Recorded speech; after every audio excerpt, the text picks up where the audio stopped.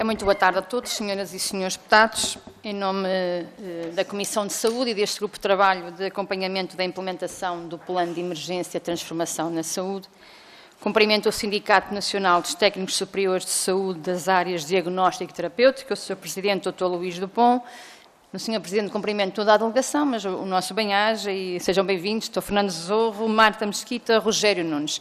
Este Grupo de Trabalho foi constituído no âmbito da Comissão de Saúde e para o acompanhamento da implementação do Plano de Emergência e Transformação na Saúde.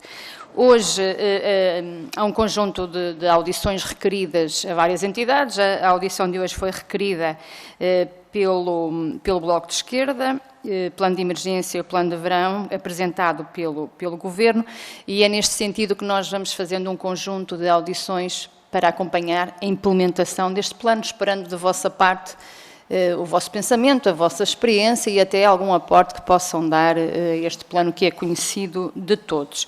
Relativamente à grelha, vamos 10 minutos iniciais à entidade, para dividirem da forma que entender, depois 5 minutos a cada grupo parlamentar presente e depois novamente 10 minutos à entidade, também para responder da forma que entender e organizar a intervenção. Relembro só que às 15 temos plenário, portanto devemos ser cuidadosos na gestão do nosso tempo e sem mais demoras passo já a palavra à entidade que temos aqui presente, Sindicato Nacional dos Técnicos Superiores de Saúde das áreas de diagnóstico e terapêutica, Dr. Luís Dupont. Faz favor. Começo, obviamente, por cumprimentar todos os senhores deputadas e deputados presentes aqui neste grupo de trabalho da Comissão Parlamentar de Saúde, no âmbito da Comissão Parlamentar de Saúde. Também agradecer a possibilidade desta audição e ao Grupo Parlamentar do Bloco de Esquerda e a todos os grupos parlamentares aqui presentes e também esta oportunidade de nos pronunciarmos aqui numa fase inicial com uma declaração escrita e depois com o apoio da restante delegação e depois, obviamente, teremos todo o gosto em também responder a questões que nos coloquem dos diversos grupos parlamentares. Portanto, nesta oportunidade de nos pronunciarmos acerca do plano de emergência, mas não só, e de outros planos já apresentados pelo atual Governo, e também das dificuldades que condicionam o funcionamento do Serviço Nacional de Saúde e os seus profissionais, como é o exemplo dos TSTTs. O SNS, Serviço Nacional de Saúde, criado há 45 anos, tem sido a garantia do direito à proteção da saúde de todos os portugueses, mas também dos estrangeiros residentes em Portugal, que deve ser concretizado através de um Serviço Nacional de Saúde geral e tendencialmente gratuito, conforme disposto na Constituição da República Portuguesa. O SNS é um dos pilares responsáveis pelo progresso social do nosso país, resistindo a múltiplas adversidades e a sua resiliência e dos seus profissionais têm contribuído para a diminuição da desigualdade e promovido a coesão social. Importa também realçar que, durante muitos anos, a falta de investimento no Serviço Nacional de Saúde e nas carreiras profissionais tem originado dificuldades de acesso dos cidadãos aos cuidados de saúde, com a consequente degradação e descredibilização do mesmo, com um claro crescimento do setor privado, que cresce contratualizando cada vez mais com o Serviço Nacional de Saúde e com subsistemas de saúde, como é o caso da ADSE, sendo que agora essa contratualização está a ser estendida para o setor social, na área da saúde. Sendo que não podemos deixar de constatar que estes setores, privado e social, crescem muitas vezes à custa de trabalhadores cuja remuneração se baseia num sistema da não valorização e diferenciação das qualificações, em que os profissionais de saúde, licenciados, mestrados e doutorados, são remunerados com valores similares a pouco mais que o ordenado mínimo nacional. Mas, de facto, também o contexto atual em nada motiva os profissionais de saúde que exercem funções integradas nas carreiras do setor público, inclusive acresce aos problemas sevejamente reconhecidos, como é o caso da revisão das carreiras, o direito à progressão e a promoção dos trabalhadores, a valorização remuneratória, a avaliação de desempenho, horários de trabalho, entre outros problemas que afetam os trabalhadores do Serviço Nacional de Saúde nas carreiras públicas. E Também a crescente precariedade dos trabalhadores, a instalar-se sem respeito pelos limites da formalidade, nomeadamente no setor público, com o crescente aumento de TSTTs de trabalhadores, a recibos verdes e à mercê do mercado e com total desregulação remuneratória no seio das unidades locais de saúde, fator que muito nos preocupa porque tem crescido muito e tem-se agravado nos últimos meses.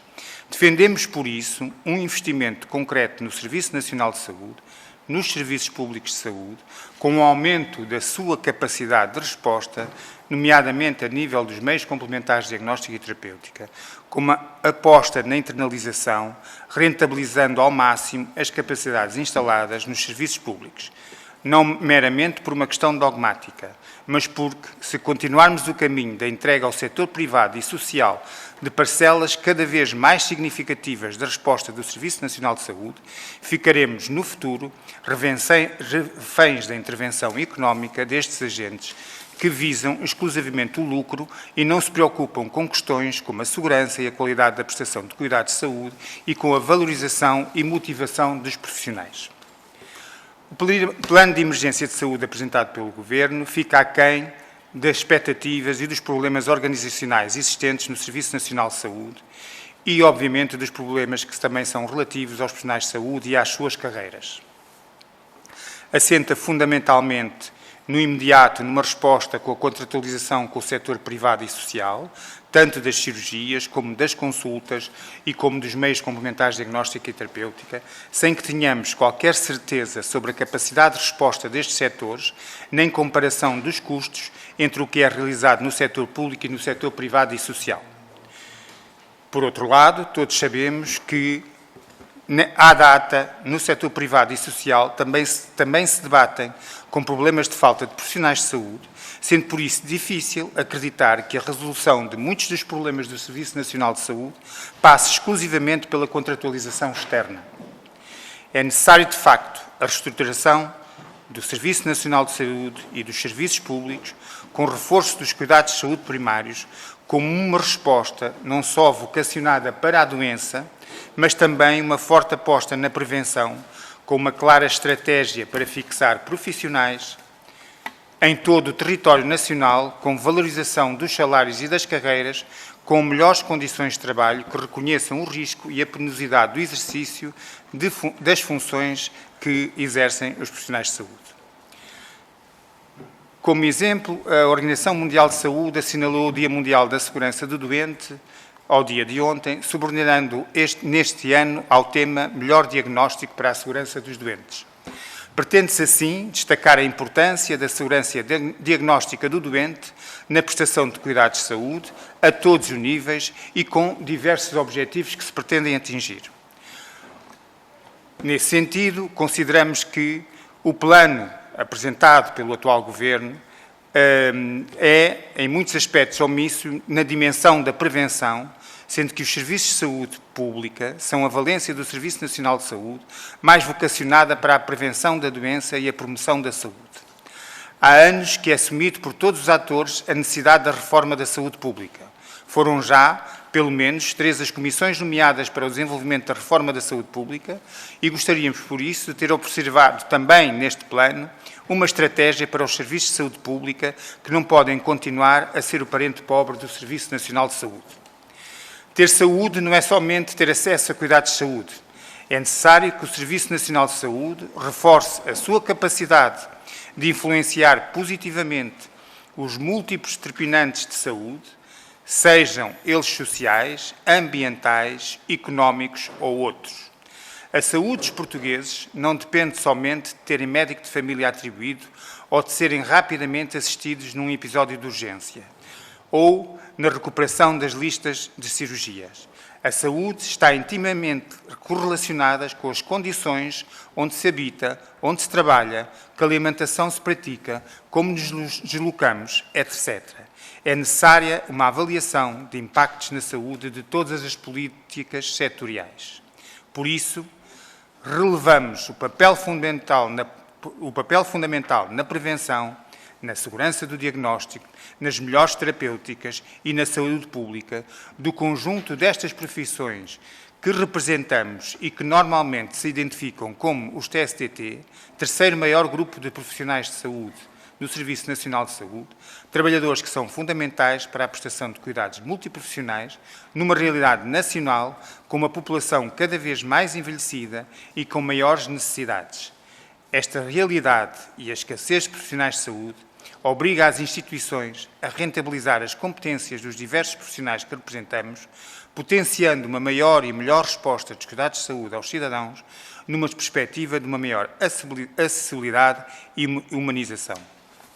Agradeço desde já. Não sei se algum dos meus colegas quer, neste momento, completar a intervenção. Se não, passaríamos. Muito obrigada, Dr. Luís Dupont. Vamos então passar aos grupos parlamentares presentes e depois passamos novamente a palavra à entidade aqui presente. E passo a palavra ao Sr. Deputado Alberto Machado, do Grupo Parlamentar do PST. Faz favor. Muito obrigado, Sra. Coordenadora, Srs. Deputados. Agradecer a presença aqui do Sindicato Nacional dos Técnicos Superiores de Saúde das áreas de diagnóstico e terapêutica, particularmente na pessoa do Dr. Luís Dupont e dos restantes membros da direção aqui presentes. Dar só aqui uma nota prévia, em função daquilo que for o andamento desta comissão, e eu às 3:45 tenho que estar ali na comissão de inquérito das gêmeas e, portanto, se não conseguir ouvir as respostas depois que tiverem para dar, as minhas desculpas, mas fica já feita essa ressalva. Bom, o tema que nos traz aqui é o Plano de Emergência da Saúde. A posição do PSD penso que é por todos conhecida, dando primazia ao SNS, sem preconceitos ideológicos, que, no nosso entender, dificultam muitas vezes o acesso dos portugueses a cuidados de saúde. Aquilo que o plano de emergência tem como objetivo principal na sua implementação é apresentar um conjunto de respostas prioritárias, imediatas e que possam também antecipar, sobretudo a curto prazo, aquilo que são os elementos críticos que o SNS padece e também promover um conjunto de medidas que, no nosso entender, são estruturantes do ponto de vista organizacional no SNS. E em concreto, o plano de emergência, inclusive, faz e deixa em aberto algumas questões, cada uma delas nos 5 eixos prioritários que foram definidos. Como responder aos doentes oncológicos, portanto, é um dos eixos. Como garantir maior segurança à grávida durante o período dedicado à gravidez e ao parto. Como reorganizar os serviços de urgência de forma imediata.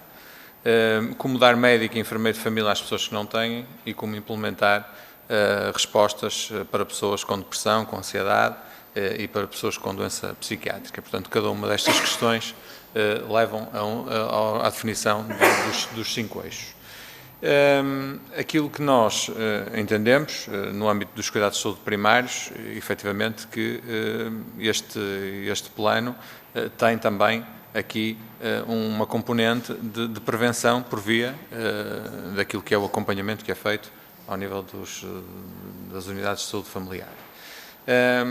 Mas também entendemos algumas das críticas que foram aqui feitas, porque naturalmente depois de termos estado durante uns anos a sair de uma pré-bancarrota, tivemos 8 anos de gestão corrente, onde reformas foram praticamente zero e não se conseguiram resolver os problemas mais prementes do SNS. E nesse sentido, este plano é apenas o início de um trabalho que é necessário fazer-se, no sentido de colmatar as falhas que o Serviço Nacional de Saúde tem como um todo e o próprio Sistema Nacional de Saúde. Também foi aqui referido por vocês esta questão da complementariedade ou não, dependendo das visões que o setor social e o setor privado possam ter no apoio aos cuidados de saúde dos cidadãos portugueses. Portanto, nesse sentido, aquilo que o PSD tem a referir é que é um caminho que estamos a desenvolver com este plano de emergência e que depois estará, naturalmente, ao nível das carreiras, ao nível das remunerações, ao nível de toda a reestruturação do Serviço Nacional de Saúde, uma continuidade de trabalho e que levará a colmatarmos algumas dos problemas que existem hoje e que são notórios e claros e evidentes a todos, precisam de ser resolvidos, efetivamente, e nós cá estaremos a trabalhar nesse sentido. Muito obrigado. Muito obrigada, Sr. Deputado. Vou passar a palavra ao parlamentar do Partido Socialista, a Sra. Deputada Sofia Andrade. Por favor. Muito obrigada, Sra. Presidente. Senhoras e senhores deputados, quero em nome do Partido Socialista saudar o Presidente do Sindicato Nacional dos Técnicos Superiores de Diagnóstico e Terapêutica, Dr. Luís Dupont, agradecer a presença nesta audição e agradecer também todas as informações, esclarecimentos, considerações que nos apresentou e que certamente irá continuar a apresentar no decorrer desta audição. E esta audição realiza-se no âmbito do acompanhamento do Plano de Emergência em Saúde, que entretanto foi rebatizado para Plano de Emergência e Transformação da Saúde. O que é certo é que, independentemente do nome que lhe queiramos dar, este plano é um plano que tem falhado. Tem falhado ao SNS, tem falhado aos profissionais de saúde e, sobretudo, tem falhado aos portugueses. Se não vejamos, recordo que este plano de emergência, apresentado como uma bala de prata que iria solucionar todos os problemas do SNS, era apresentado ou dividia a sua atuação em medidas urgentes, medidas prioritárias e medidas estruturantes, e que as medidas urgentes, aliás, seriam implementadas num prazo de 3 meses. Mas a verdade é que, passados que estão estes 3 meses, o prazo estipulado pelo Executivo para concretizar as 15 medidas apresentadas como urgentes, a Sra. Ministra lá teve que reconhecer, ainda que a muito custo, ainda com avanços e recuos, que afinal apenas 8 medidas foram efetivamente concretizadas. Ora, este panorama oferece-nos um cenário muito pouco otimista no que diz respeito à eficácia deste plano, não só pela baixa taxa de execução das medidas urgentes, que ficou muito aquém daquela propaganda panfletária que o Governo tanto gosta de fazer, mas que tem ainda mais agravantes. Por um lado, as medidas prioritárias resumem-se a um conjunto a uma intenção clara deste Governo que, enfim, pretende recorrer cada vez mais ao setor privado em prejuízo do setor público. Aliás, o Dr. Luís Dupont, na sua intervenção, disse que defende efetivamente um aumento do investimento no SNS e nós acompanhamos esta pretensão. O problema é que o Governo não tem esta mesma visão e, enfim, prefere investir muito mais no privado em detrimento daquele que é o setor público.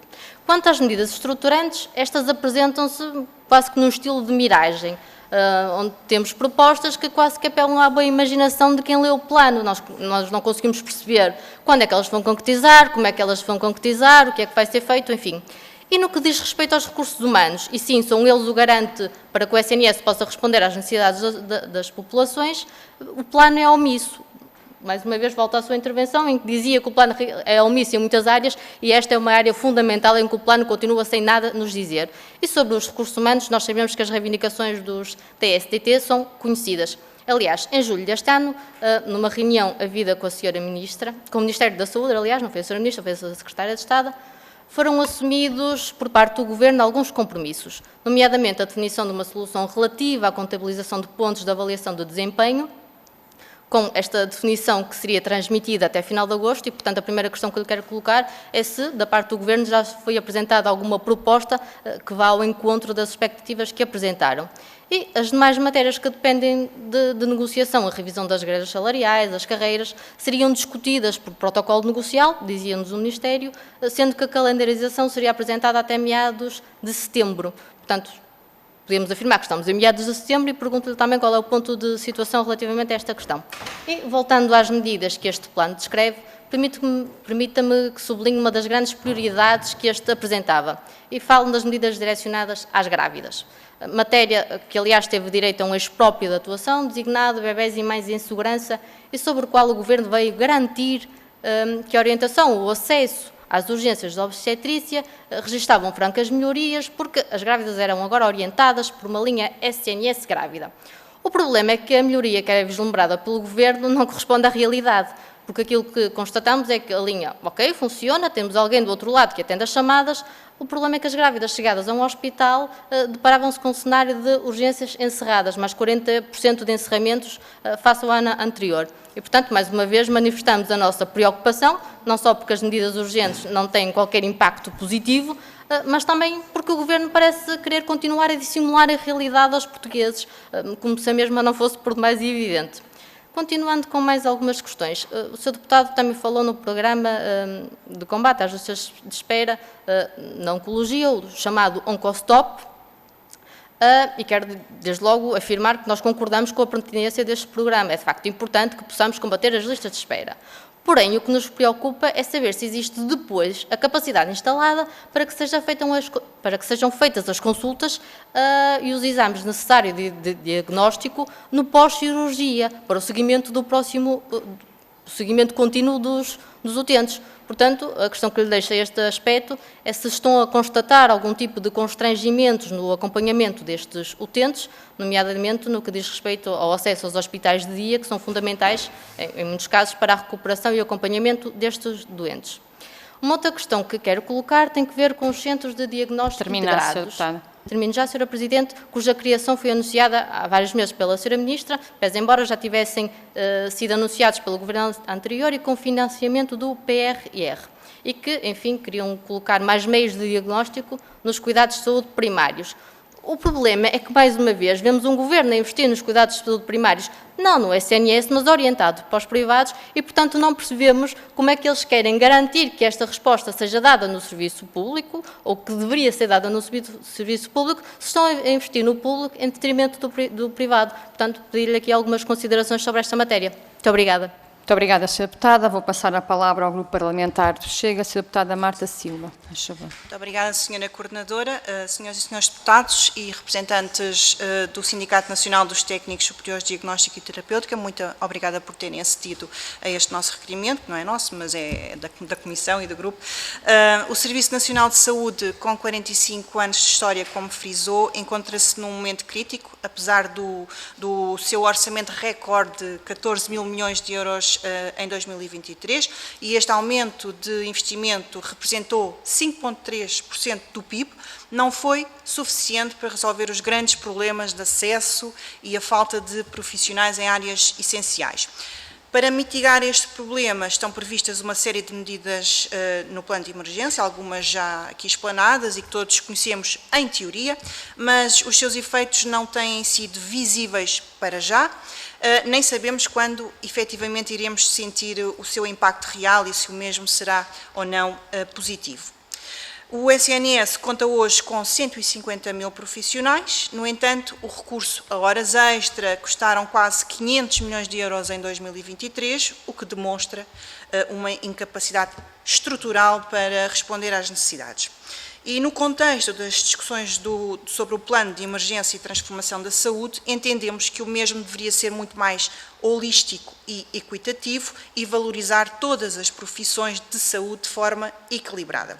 Mas tal como ocorreu com outras profissões, e relembro aqui, por exemplo, os enfermeiros, há também, relativamente aos técnicos superiores de diagnóstico, uma total ausência de medidas que digam diretamente respeito à sua valorização de salários e carreiras. Ora, sabendo que continuamos a assistir a dificuldades graves no acesso a exames em várias especialidades, atraso na entrega de resultados, lista de espera e serviços que funcionam, às vezes, num ponto de ruptura e cujo funcionamento normal só é assegurado recorrendo às tais horas extra ou simplesmente encerrando serviços, sabendo também que se sente uma insatisfação generalizada dos profissionais, nomeadamente ao nível da remuneração, progressão na carreira e condições de trabalho, e também relativamente ao incumprimento da lei no que diz respeito aos pontos anuais e o pagamento também diferenciado por funções, por exemplo, de coordenação, que são também algumas das vossas reivindicações e que até ao momento, segundo sabemos,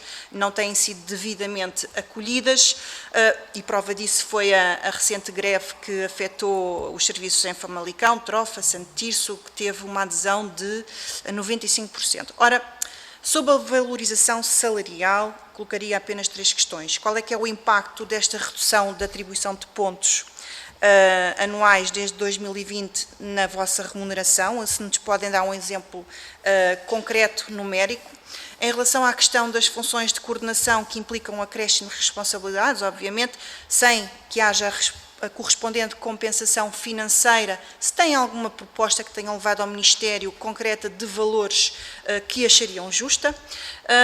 Houve recentemente, como já foi referido, uma ronda negocial com o Ministério da Saúde. Encontraram alguma solução? Sentiram acolhimento a algumas das vossas reivindicações? Se sim, quais? E voltando agora ao plano de emergência, o grupo do parlamentar do Chega já há muito que tem vindo a chamar a atenção para a necessidade de acesso a consultas e meios complementares de diagnóstico em tempo útil. Apresentou inclusivamente um projeto de lei, o número 148, e parece que esta necessidade foi também reconhecida pelo atual Governo e, por isso, o plano de emergência reforça, então, a necessidade de revisão de protocolos para que quando os doentes são enviados para consultas de especialidade, possam já ir acompanhados dos respectivos exames mais utilizados pela especialidade. Segundo o plano, isto irá permitir que os especialistas tenham acesso a um conjunto de informações iniciais relevantes para fazer um primeiro diagnóstico e assim tornar tudo muito mais eficiente, o que é de valorizar. Agora resta saber se isso já está a acontecer. Paralelamente, a senhora Ministra da Saúde também anunciou recentemente a criação dos tais centros de diagnóstico integrados, com o objetivo também de aliviar as urgências hospitalares, mas não faz qualquer referência clara ao papel dos técnicos superiores de diagnóstico e terapêutica nessa matéria. E sobre isto, uma última questão: como é que avaliam essa ausência de menção à vossa profissão no plano, no que diz respeito, por exemplo, ao reforço do número de técnicos ao serviço do SNS, tendo em vista que se possa garantir que estes novos centros funcionem em pleno? Muito obrigada. Muito obrigada, Sra. Deputada. Vou passar a palavra ao Grupo Parlamentar da Iniciativa Liberal, Sr. Deputado Mário Amorim Lopes. Muito obrigado, Sr. Presidente. Cumprimento as colegas, senhores deputadas e senhores deputados, e felicito aqui a vinda, uma vez mais, do Sindicato Nacional dos Técnicos Superiores de Diagnóstico e Terapêutica, e em nome da Iniciativa Liberal agradecemos o vosso tempo, certamente será tão desafiante como da última vez. Antes de entrar na intervenção propriamente dita, não resisto aqui um introito, porque nós tomamos posse em 26 de março deste ano, o Governo também, e desde então nós vivemos um bocadinho como aqueles ratos que estão continuamente no mesmo sítio a andar. E, portanto, as conversas repetem-se e aquilo que é dito repete-se ad nauseum.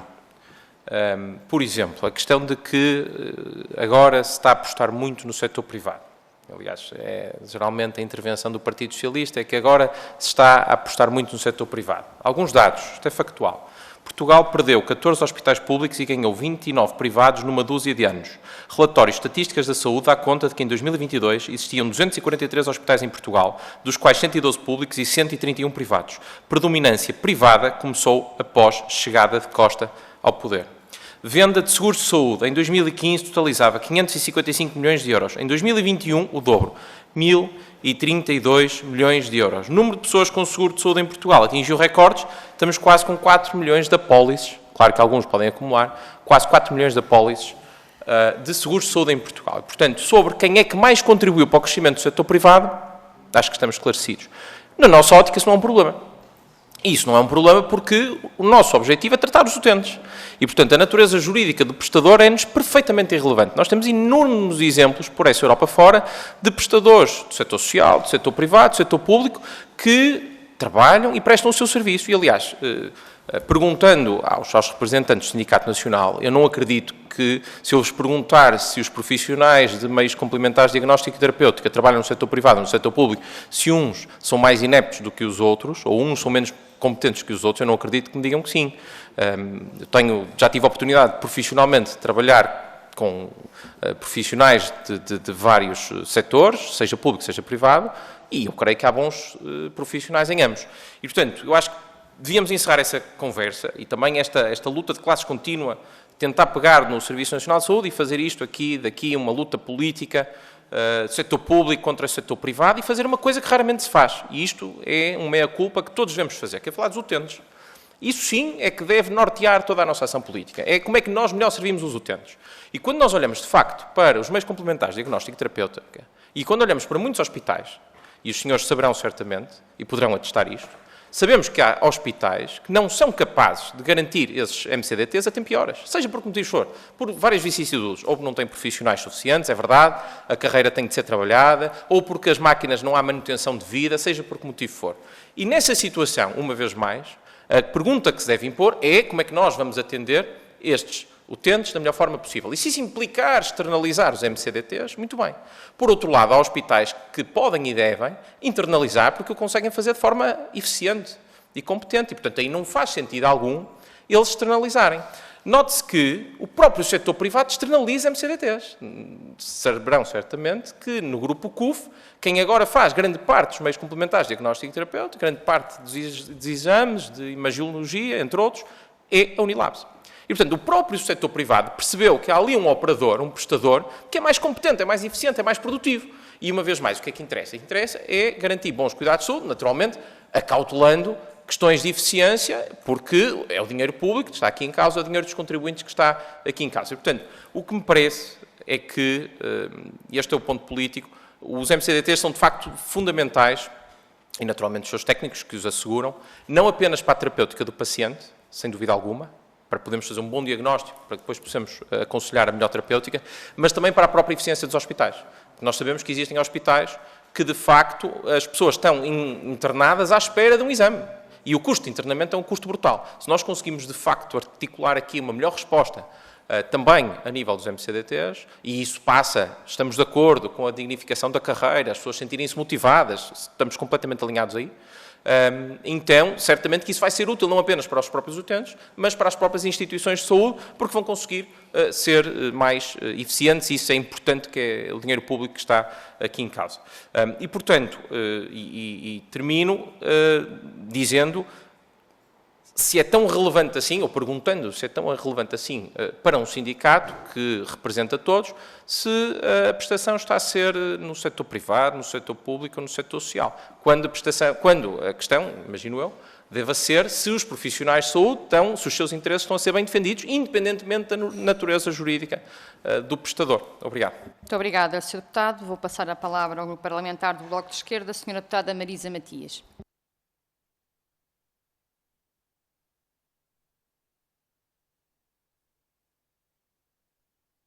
Problema técnico. Obrigada. Obrigada, Sra. Presidente, senhoras e senhores deputados. Agradeço também a presença dos representantes do Sindicato Nacional de Técnicos Superiores de Diagnóstico e Terapêutica. Entendemos que é muito importante ouvir todos os profissionais.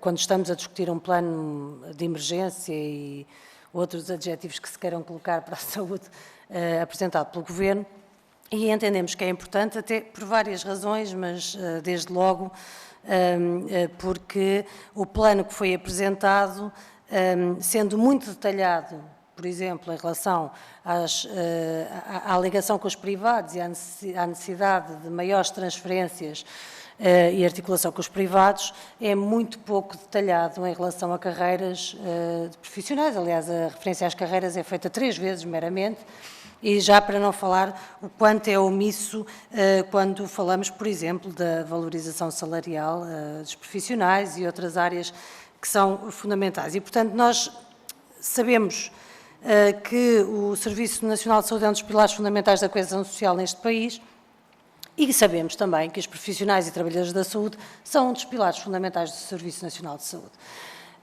Não tendo tempo para entrar nesta discussão agora aqui iniciada de quem é que cabe prestar os cuidados de saúde, mas nós tendo a saúde como um direito constitucionalmente consagrado, e obviamente isso prevê a saúde como um direito com caráter universal e, portanto, prevê questões como o acesso e a igualdade no tratamento, é evidente que, sendo este um direito dessa natureza, cabe ao Estado, entendemos nós, prestar e não ao Estado garantir. Ou seja, há uma diferença entre o Estado prestador de serviços e entre o Estado financiador de outros prestadores de serviços. E para quem diz que isto é a melhor solução, na realidade, nos últimos anos tem aumentado e muito, é verdade, o orçamento para a saúde, mas também tem aumentado as prestações de serviço, mas também tem aumentado as contratualizações. E isso não melhorou o acesso à saúde, nem melhorou as condições de trabalho e as carreiras dos profissionais e trabalhadores da saúde. E, portanto, creio que aquilo que é apresentado como uma solução, muitas vezes esquece que é o caminho que já foi avançado, infelizmente, desde há alguns anos, e que os resultados não são uma solução para a crise, tem sido o agravamento dessa crise e, portanto, queremos que é isso que poderá acontecer. Mas pronto, dito isto, é importante como disse, ouvir o sindicato e ouvir representantes dos técnicos superiores de diagnóstico terapêutico. Nós conhecemos as reivindicações, mas precisamos, obviamente, de perceber em que ponto é que estão as negociações, em que ponto é que se sentem incluídos ou não neste plano de emergência para a saúde, de que forma é que veem, aliás, questões como, no atual contexto, como a revisão e a valorização das carreiras e a revisão salarial, e que previsões têm em relação às necessidades, do que seria, do vosso ponto de vista, o ideal das necessidades do aumento da capacidade de resposta destes serviços no Serviço Nacional de Saúde, e também quais são as previsões que fazem em termos de necessidades em relação à internalização destes serviços. Creio que é muito importante termos essa informação, volto a dizer, porque o plano de emergência apresentado pelo Governo é um plano que não trata das questões essenciais e é com preocupação que constatamos que, aliás, na linha do Governo anterior, que o atual Governo relega os profissionais e os trabalhadores da saúde para um segundo plano e, portanto, não entende como uma área prioritária de intervenção e, infelizmente, como disse e termino, os aumentos que têm existido do ponto de vista do financiamento na saúde não se têm traduzido em nada naquilo que são as carreiras e a valorização salarial dos profissionais. Como disse, é um dos pilares fundamentais do Serviço Nacional de Saúde e o Serviço Nacional de Saúde, obviamente, uma das maiores conquistas da nossa democracia. Muito obrigada. Muito obrigada, Sra. Deputada. Vou passar a palavra ao Grupo Parlamentar do PCP, a Sra. Deputada Paula Santos. Senhora Coordenadora, são 3 minutos? 5 minutos. 5. Muito obrigada. Até 5 minutos. Muito obrigada. Queria começar por cumprimentar os representantes do sindicato aqui presentes. E eu começava exatamente por esta questão. Há muito que estão identificados as dificuldades e os problemas com que o Serviço Nacional de Saúde está confrontado. Há muito que estão identificadas também o conjunto de reivindicações por parte dos profissionais de saúde. Ou seja, aquilo que tem faltado é resposta a esses mesmos problemas. E quando este Governo iniciou funções, aliás, colocou a saúde, dizia que seria uma prioridade e queria avançar com um plano de emergência. A verdade é que, confrontado com aquilo que consta nesse plano de emergência, o que salta à vista é o que não consta lá. Se um dos problemas com que mais o Serviço Nacional de Saúde se confronta é a falta de profissionais de saúde, é o não reconhecimento e não valorização das carreiras, dos salários, das progressões dos profissionais de saúde, aquilo que seria prioritário seria exatamente resolver estes problemas. Procurar resolvê-los valorizando os trabalhadores, valorizando as suas carreiras, valorizando os seus salários, resolvendo os problemas com os quais persistem. E a verdade é que este plano de emergência para a saúde, sobre profissionais de saúde, podemos dizer que está ausente e que não constam medidas de facto para a sua valorização. E quando nós falamos está ausente, a solução não se resolve aumentando a subcarga de trabalho sobre os profissionais que já hoje estão no Serviço Nacional de Saúde. A solução resolve-se valorizando as carreiras e resolvendo os problemas concretos com que os profissionais estão confrontados. Nós temos acompanhado a situação dos técnicos superiores de diagnóstico e terapêutica.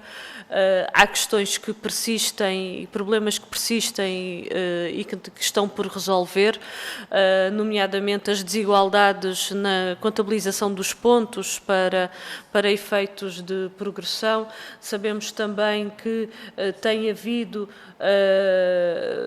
o alargamento ou aumento de vínculos precários, em particular com técnicos superiores de diagnóstico e terapêutica, e parece-nos que a nós, de facto, esta não é a solução, não é o caminho, não é assim que se vai conseguir fixar os profissionais que precisamos. Estamos a falar de um conjunto de profissionais que são essenciais na área do diagnóstico, na área do tratamento, em que há carência no Serviço Nacional de Saúde e, portanto, este era um primeiro aspecto que gostaria de abordar. Um segundo que se prende com a capacidade do Serviço Nacional de Saúde, porque muitos dos exames e dos meios de diagnóstico não são realizados no Serviço Nacional de Saúde, mas deveriam de ser e deveria de haver esse aumento de capacidade, porque não sai mais barato mandar fazer fora do Serviço Nacional de Saúde, não sai mais barato. E para além de não sair mais barato, o Serviço Nacional de Saúde fica dependente de entidades terceiras. Aliás, temos visto como é que muitas das unidades privadas têm tratado quando são doentes, que são do Serviço Nacional de Saúde, com exames para daqui a 5, 6 meses ou até mais, e que não se conseguem marcar. Portanto, a solução não passa por transferir mais recursos financeiros para essas unidades privadas. Na nossa opinião, passa sim por investir no Serviço Nacional de Saúde, aumentando a sua capacidade, internalizando um conjunto de meios complementares de diagnóstico e terapêutico. Isso exige naturalmente investimento. Aliás, o dinheiro que é canalizado para essas unidades privadas devia de ser mobilizado para investir na modernização dos equipamentos e na garantia não só de condições de trabalho, mas para a realização dos meios complementares de diagnóstico, são importantes para a prestação de cuidados de saúde. Eu tenho uma única questão para vos fazer, que é, na vossa opinião, conhecendo a realidade, naturalmente, mas na vossa opinião, porque o que nós queremos é resolver problemas, quais é que são, de facto, o que é que consideram que é prioritário para não só responder aos técnicos superiores de diagnóstico e terapêutico, aos conjuntos profissionais de saúde, mas também para o reforço da capacidade do Serviço Nacional de Saúde e também um aspecto que é qual o ponto de situação, de facto, do conjunto de reivindicações que têm, de respostas que são necessárias e qual é que é a resposta que têm tido por parte do Governo às questões que os técnicos superiores de diagnóstico e terapêutica têm colocado. Muito obrigada, Sra. Deputada. Vou passar a palavra ao Sr. Presidente. Muito obrigado, senhores deputados. Antes de passar também a palavra aos meus colegas que me vão ajudar a responder a uma série de questões que colocavam, não podemos também deixar de referir, até porque já o tínhamos dito na intervenção inicial, que este sindicato não tem qualquer questão sobre se a prestação de cuidados, do ponto de vista, pura e simplesmente, naquilo que é o trabalho dos TSTTs, tanto no privado como no público ou no setor social. Os TSTTs estão obrigados a exercer dentro daquilo que são as suas competências e, obviamente, esperamos nós, a maior parte das nossas profissões não tem autorregulação, que esperamos que seja uma coisa que brevemente seja resolvida, mas também o exercem debaixo da sua legis artis e, portanto, devem-no fazer nesse sentido. A nossa questão concreta é que a qualidade do emprego no privado e no social, pese embora o setor público ter as dificuldades que todos conhecemos, nomeadamente de carreira e de valorização dos trabalhadores, a qualidade é muito aquém, como a gente disse, fica e é muitas vezes, supostamente, aquilo que foi dito de que no privado é mais barato fazer meios complementares de diagnóstico e terapêutica, é por diversos fatores, e um deles é com base nos salários dos trabalhadores.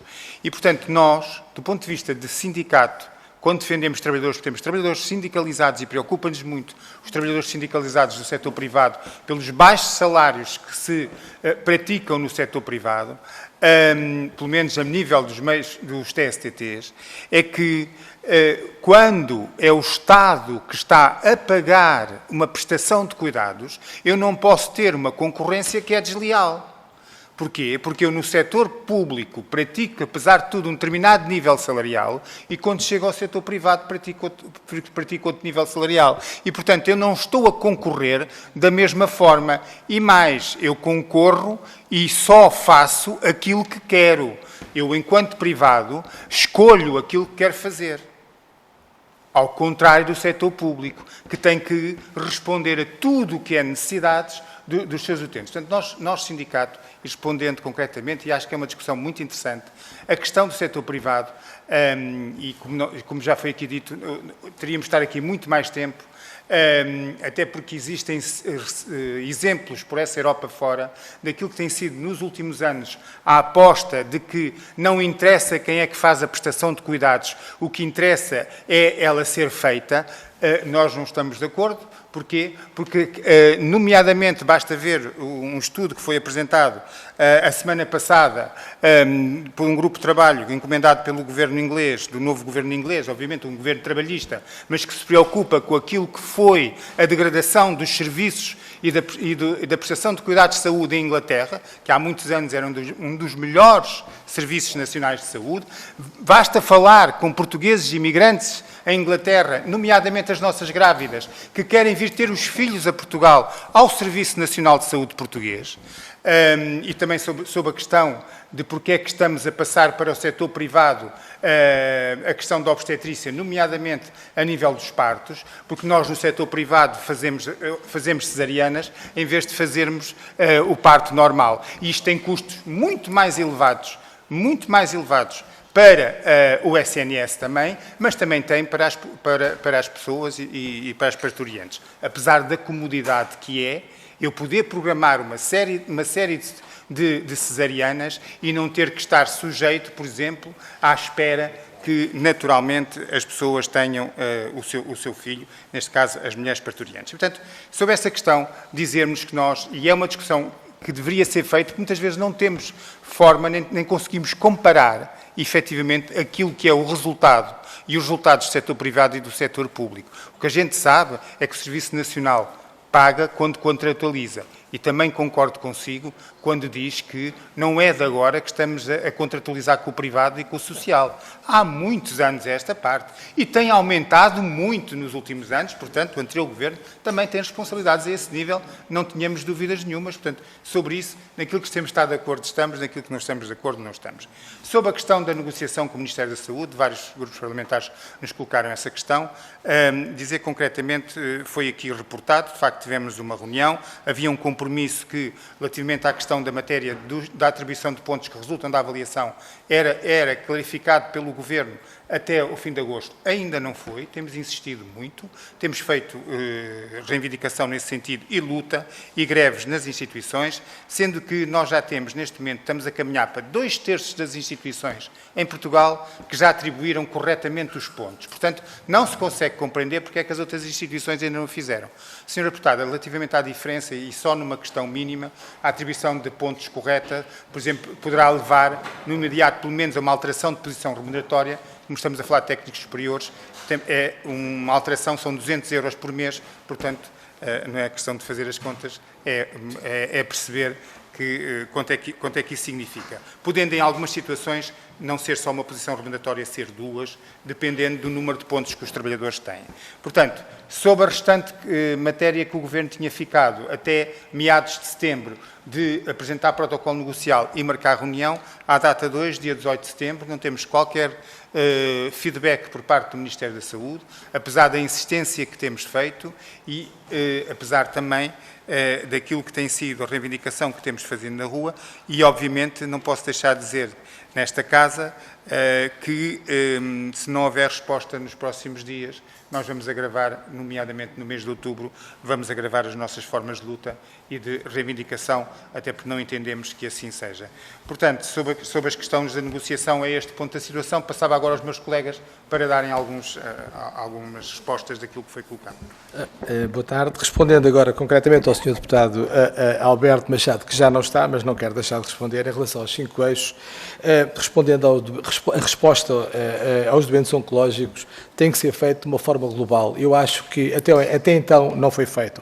Não interessa só operar o doente. Claro que sim, mas há um pós, há um pré e há um pós. O pós é importante, se calhar, os senhores deputados perceberem quais são os tempos que medeia uma resposta do exame citológico que se prende, nomeadamente nos EPOs, em relação a uma resposta, a um caso real, quais são os tempos que medeiam hoje de resposta, assim como quais são os tempos que medeiam também no tratamento, quando eles exigem, por exemplo, tratamentos de radioterapia. Portanto, são situações que nós devemos contemplar e devemos acautelar. No que diz respeito ao acesso à grávida, penso que, perdoem-me, não está aqui, mas acho que só pode ser piada.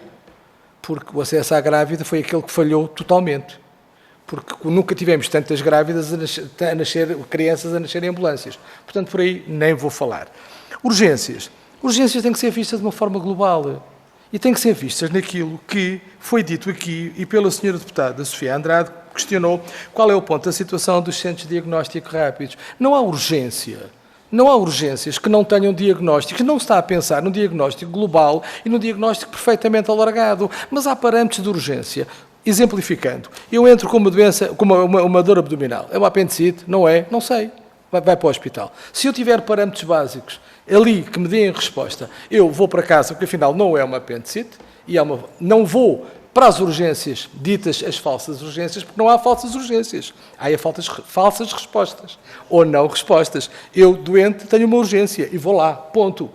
E essa é uma questão que está em zero, está como estava no governo anterior.